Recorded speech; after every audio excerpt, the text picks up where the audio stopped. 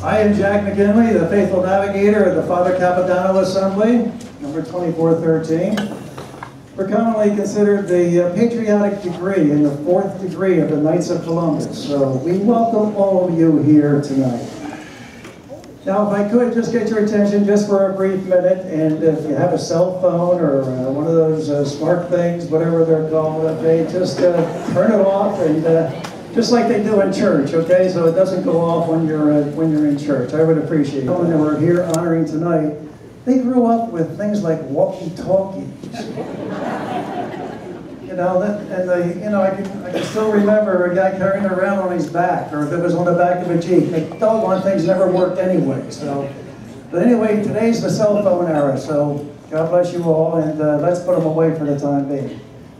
Now, on behalf of the Father Capodanno Assembly, Knights of Columbus, on behalf of the St. Malua Council out in Seaford, the Star of the Sea Council down here in Rehoboth Beach, as well as the Bishopric Council over in Hillsborough, so right here in Lewes, in this building, as well as a few individuals that have come here tonight from the St. Joseph's Council up in Milford.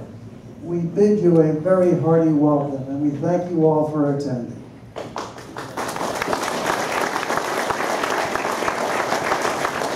You know, they say a veteran is an individual that at one point in their life signed a blank check made out to the United States of America in the amount of whatever it was going to be, including up to and including your life. And tonight we're honoring those people that came pretty close to including their life and giving their life for us. And these are Military Order of the Purple Heart people, and these are people that are wounded warriors, people that have actually been wounded in battle. So we really appreciate the fact that they're there, and God bless them, okay? And you'll hear more about that a little bit later. But what I'd like to do now is get started with our program. I'd like to introduce a gentleman that's the chaplain of the Father Capodanno Assembly. And his name is Father Jim Downs. Father Jim is here with his sister Betty tonight. There, Father Jim, you know him, all over. Good invitation and grace before meals, and at this point, I'd like to have you all please rise. I have to tell a joke first. Can't let my reputation get ruined. God is talking to one of his angels one day, and he says, "Boy, did I work hard today." He says, he went like that, okay. And he says, "I went down to planet Earth, and I fixed it so that there would be, you know, a period of darkness and then a period of light. And I fixed it so it would go on for all eternity. And I'm really proud of that. It was a lot of work figuring it all out." And the angel said, "Well, that's great, God. And what are you going to do now?" He says, "I think I'll call it a day." And it's been called that ever since. All right. Korean War Veterans Association, KWVA. And he's also put countless hours in helping us complete this project tonight. He and his wife Gail, of course, are here. And I'd like to have all of you please help me welcome Sir Knight Charles Garrod.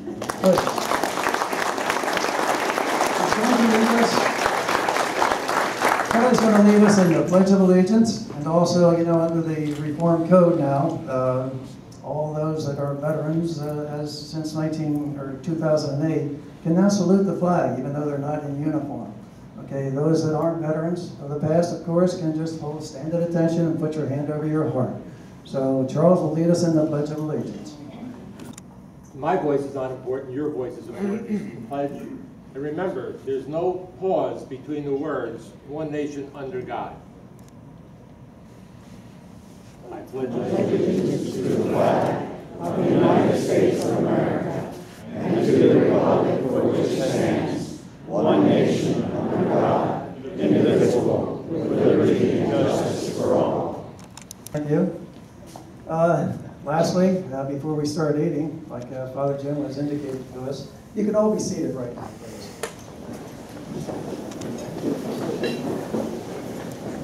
I would like to introduce the gentleman that who had the brainchild of putting this thing together. And if I remember, it was back in February sometime, and we've been working at it ever since, and he's really done the lion's share of all the work.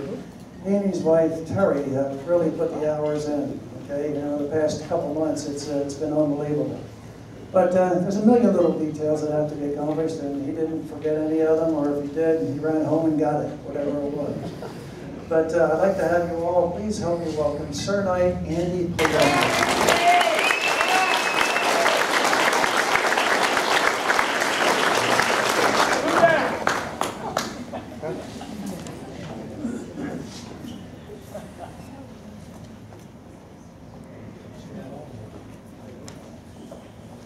Good evening, ladies and gentlemen. Welcome. I may be a little rusty here standing up at the podium, but I'm glad I've got a good crutch here. For those that don't know me, my name is Andy Palumbo. I'm going to be your host tonight for this dinner dance. And looking around the room tonight, I am overwhelmed. I'm grateful. I'm so happy to see all these folks here. This has been quite an endeavor on the part of a lot of folks. I'm happy to serve as your chairman tonight. I follow the leadership of Jack McGinley. I'm a faithful navigator. This assembly tonight is your host for this event in order to thank members of the Military Order of the Purple Heart and wounded warriors for your service to our country. You, ladies and gentlemen, tonight are our guests, and I hope you have a grand time, leave with full stomachs, and just let it loose tonight. This is the first time, to my knowledge, that the Knights of Columbus in Sussex County are holding such an event, possibly in the state of Delaware. I want to personally thank you for being here tonight, and my brother Knights, many of whom are former vets. They're here to help celebrate this evening. I would like to take this opportunity to at least ask the members of the Purple Heart to please stand and be acknowledged by our jury.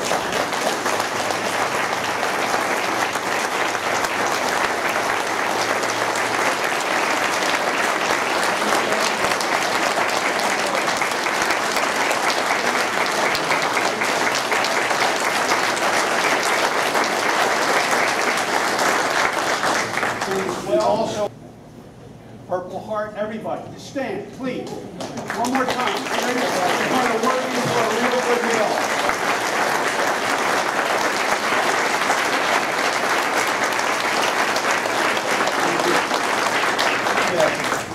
Our brother Knights that are also vets, please stand and thank you for your service.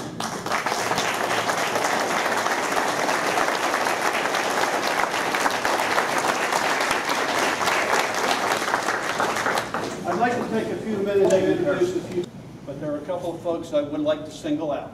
Bodie, our state deputy-elect for the jurisdiction for the state of Delaware, the Knights of Columbus.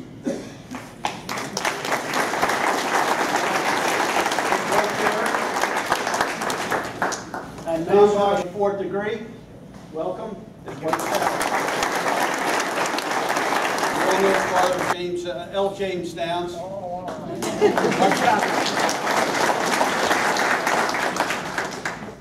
There's another gentleman in the group here that I would like to single out. I hope he doesn't get angry at me. He's only 94 years old. Mr. Phil Ely, Sir Knight, served with the Royal Air Force.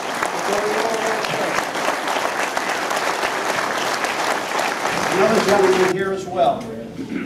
Served with the United States Army and participated during the D-Day, June 6, 1944, Mr. John South.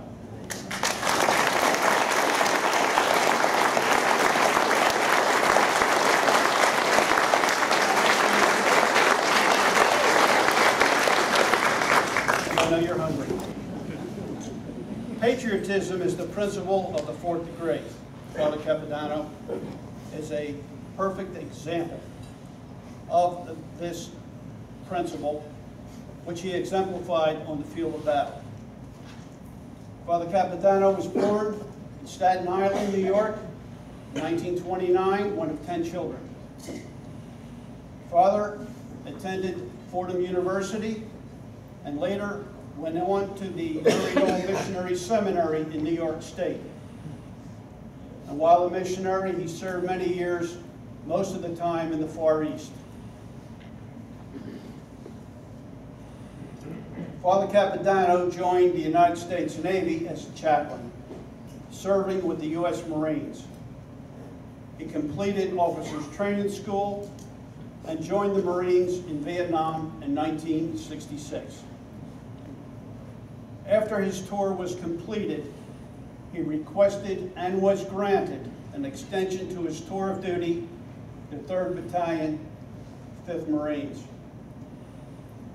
In September of 1967, during an operation called Swift in south of Da Nang, the Marines encountered heavy fire.